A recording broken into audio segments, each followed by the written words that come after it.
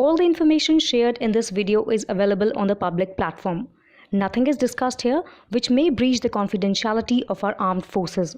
Defense Detective respects our defense forces and works only on the information that is available for public use. Hello friends, welcome to another episode of Defense Detective Global. After Philippines, our BrahMos missile has cruised towards Indonesia. This is certain that Indonesia is also going to buy BrahMos, because this news has come from the CEO of the company that manufactures the BrahMos missile. So obviously, this deal has reached a level where it can be talked about publicly. In today's episode, we will analyze about this deal and its impact on China. Reuters reported on March 15 that India-Russia defense firm is going to sign a $200 million missile deal with Indonesia. The missile that India and Russia are making together is BrahMos, and the name of the defense firm making this missile is BrahMos Aerospace. According to the report by Reuters, this information was given by Atul Rane, CEO of BrahMos Aerospace. Atul Rane joined as CEO of this firm on 21st December 2021. And only about a month after his joining, that is on 28 January 2022, the first deal of BrahMos missile was signed with the Philippines. The Philippines signed for 3 batteries of BrahMos missiles for deployment along its maritime border in a $375 million deal. Recently, the training of Philippines Navy personnel was concluded in India. The pictures you are seeing here are of the Philippines Marines who are now going to operate the BrahMos missile in their country. They will also give this training to other Marines of their country. This team of 21 Marines came to India in June last year, and their training was completed in 6 months. This is their group photo in which you can see India's Chief of the Naval Staff, Admiral R. Harikumar, with other officers. Admiral R. Harikumar personally awarded the Philippines Marines, who will be the first operators of BrahMos outside India. We mentioned about the deal with Philippines as it makes us all realize that our defense industry has become global. The timeline fixed with Philippines was completed in the stipulated time without any delay. Seeing this, the Indonesian army and the government must have realized that BrahMos Aerospace is a very professional company completing their projects in designated time frame. So if they have a deal for a spectacular missile like BrahMos, they will be able to secure their sea border with its help. As this news has come from the CEO of BrahMos Aerospace, Atul Rane, so it cannot be taken lightly. If a statement is given by the top management, it means that the discussion is in the final stage.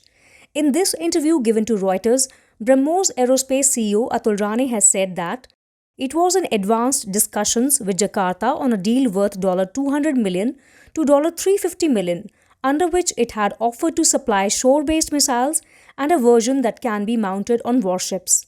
I have a team right now in Jakarta. The deal could be in place within the year. The defense forces of Indonesia are extremely interested. However, a spokesperson for Indonesian Defense Minister declined to give immediate comment and said that he needed to first check the information. Though his point is valid, as until the deal is not finalized and there is not any official statement from the government, till then it is not considered right to comment on it. In fact, in his statement, Atul Rane has also expressed hope that by the end of this year the deal can be finalized. But now the question is that how will this deal benefit Indonesia, and the bigger question is that what kind of edge will India get against China through this deal? You might remember that a few days ago an Indian submarine INS Sindhukesari docked at the port of Indonesia for the first time in history. This was a bold message given by India to China.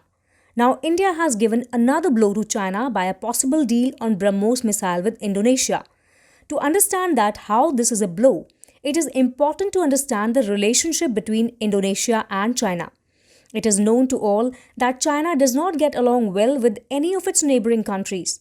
Under its expansionist policy, it tries to grab everyone's territory and claims the territories of other countries as its own.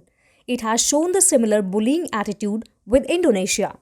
Look at this report by Reuters, published on December 1, 2021. Its headline is, China protested Indonesian drilling and military exercises. Indonesia was drilling for oil and natural gas in its maritime territory, but China forcibly calls it as its territory. So China asked Indonesia to stop drilling. A letter from Chinese diplomats to Indonesia's foreign ministry told Indonesia to halt drilling at a temporary offshore rig because it was taking place in Chinese territory. Muhammad Farhan, an Indonesian lawmaker on Parliament's National Security Committee, told Reuters that Indonesia replied firmly, stating that they are not going to stop the drilling because it is their sovereign right. This is just one incident, but many such incidents have happened between Indonesia and China. The tension between the two countries have increased manyfold. China considers South China Sea as its territory, but there's a difference between illusion and reality.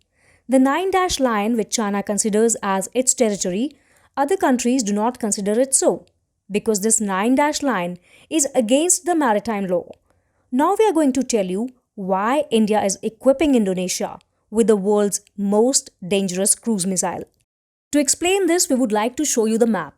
This is China's nine-dash line. China says that the whole area within this line belongs to it. Whereas according to international law, this is not true. It is no secret that China has a border dispute with India as well. Since last 2 years, armies of India and China are deployed on the LAC. It is certain that any attempt by China will be answered by India in the same manner.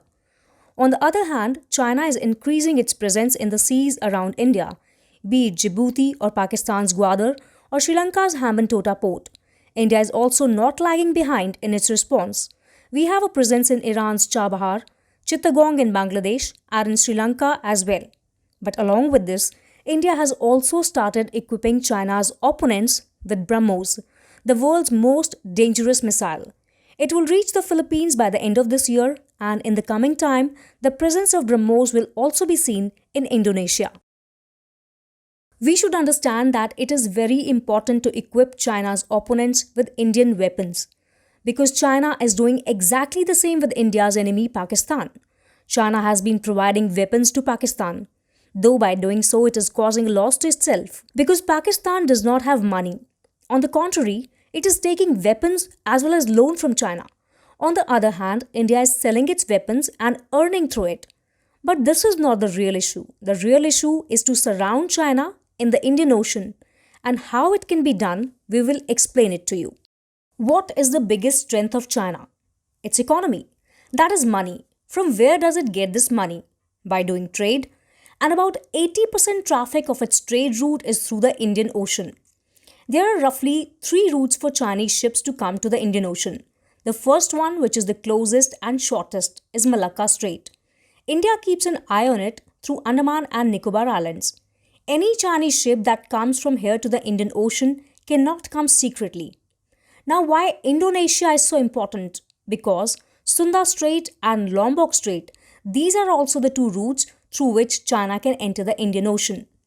Although these are long distance routes, but China can also enter from here, and India cannot keep an eye on it from here. So it is very important for the Indian submarine to reach the port of Indonesia, and also to equip Indonesia with missiles like BrahMos. Increasing the defense cooperation directly means increasing the Indian presence there. This way, India can keep a watch on China. So India's first presence around China's territory is through the Philippines, and the second is through Indonesia. Apart from this, be it Vietnam or other neighboring countries of China, India's relations with them are improving. Moreover, defense cooperation is also growing with them. So China has understood well that India is strengthening its siege around China. Philippines and Indonesia having a missile like BrahMos is going to enhance trouble for China. In fact, BrahMos is the answer to Chinese aggression, and China does not have a solution for it. Although the range of the export variant of BrahMos is only about 300 kilometers, but it is enough to keep China within its limits. In fact, many other countries can buy BrahMos in future. By the year 2026, the target to increase the export of BrahMos missile is up to $3 billion. Obviously, the target is to sell BrahMos to all those countries which are troubled by China's expansionist policy and its bullying.